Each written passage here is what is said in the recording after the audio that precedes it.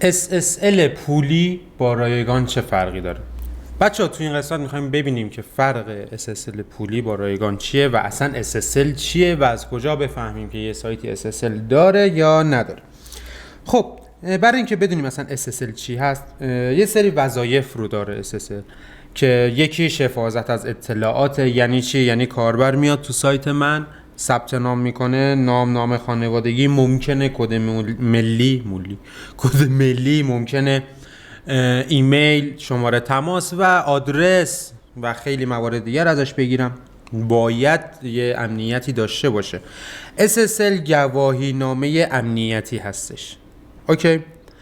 خب طبیعتاً وقتی شما میخواید برید از یه سایتی خرید کنید، اعتماد باید بکنید بهش تا ازش خرید رو انجام بدید. پس این گواهی نامه SSL یکی از فاکتورهای اعتماد مشتری و کاربر به اون وبسایت هستش. ما بذارید بیایم داخل سایت دیجیکالا. خب ببینید، شما وقتی یه سایتی رو طراحی میکنید، سایتتون اینجا آدرس سایت هست دیگه، http://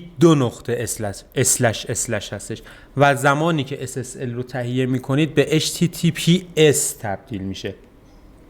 این یه راهش.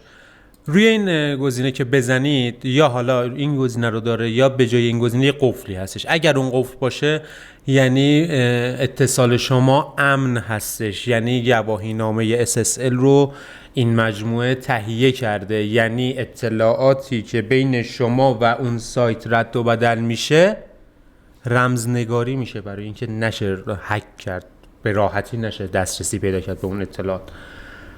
میایم این انتها.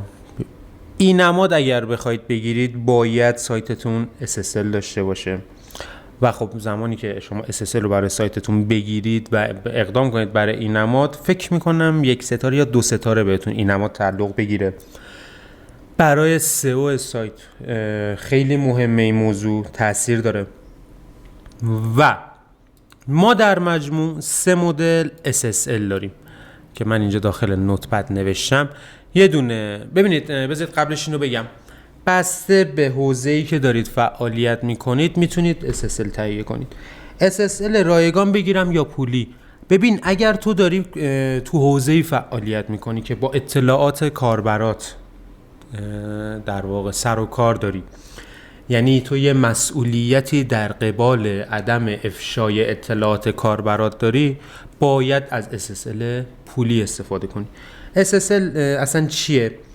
مواردی که بین کاربر و وبسایت رد و بدل میشه رمزنگاری میشه که قابلیت دسترسی برای هکرها رو نداشته باشه.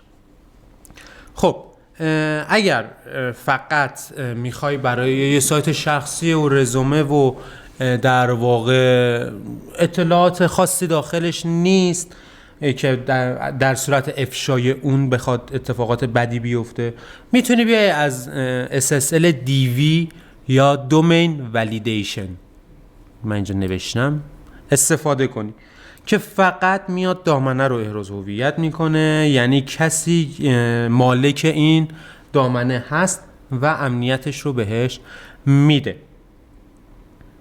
SSL های رایگان همین مورد اول هستن بیشتر و نشون دهنده اینه که کسی که داره از دامنه استفاده میکنه همونیه که این رو در واقع درخواستش رو داد.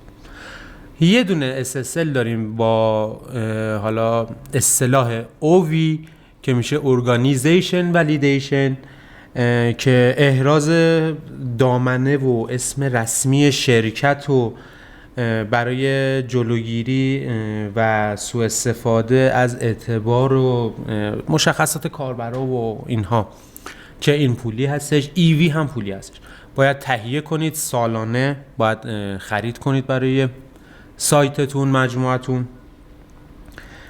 و گزینه آخر که EV هستش که میشه Extended Validation. تقریبا OV و EV به هم خیلی شبیه هستن، فقط اعتبار سنجی EV دقیق تره، یه خورده در واقع ریزبینانه تر داره عمل میکنه و فعالیت میکنه. اگر شما سایتتون رزومه است، سایت رو دارید تستی میارید بالا، میخواید ببینید حالا به امید خدا به چه شکلیه، از دیوی استفاده کنید. بعدن اگر اطلاعات کاربری چیزی داشتید از اووی ایوی برای مجموعتون، برای شرکتتون میخواستید در واقع سایت طراحی کنید، حتما SSL پولی تهیه کنید. اگر مجموعتون کوچیکه، اطلاعاتی رد و بدل نمیشه، همون رایگان هم در واقع کارتون رو راه میندازه، چون معمولا SSL از هک شدن جلوگیری میکنه، ولی حالا رایگاناش یه مقدار ضعیف‌تره. اصلا هک هم بشه، مثلا سایت رزومش اطلاعات خاصی داخلش نیست، یه شماره تماس و یه ایمیلی که اصلا خودمون علنا داریم نمایش میدیم که آقا اگه کسی میخواد ارتباط برقرار کنه از این طریق میتونه ارتباط برقرار کنه. ولی اگر فروشگاهی، حتما تاکید میکنم بچه‌ها، حتما SSL رو تهیه کنید و بخرید، چون اطلاعات کاربراتون رو شما میگیرید. برای مثال شما یه سایت فروشگاهی دارید که محصول ارائه میکنه، خب بعد اون محصول رو شما ارسال کنید دیگه، آدرس میگیرید، شماره تماس میگیرید، کد پستی میگیرید و حالا ایمیل و موارد دیگه. ممکنه موقع ثبت نام بخواید کد ملی بگیرید. باید در واقع این گواهی نامه SSL رو قوی و مطمئن انتخاب کنید، چون اعتبارتون هستش و حالا به خاطر این مبالغ اعتبارتون رو خدشه‌دار نکنید. همین توی این قسمت خواستیم بفهمیم مثلا SSL چیه و چه کاربردی داره. تا قسمت بعد شما رو به خدا میسپارم. خدا نگهدار.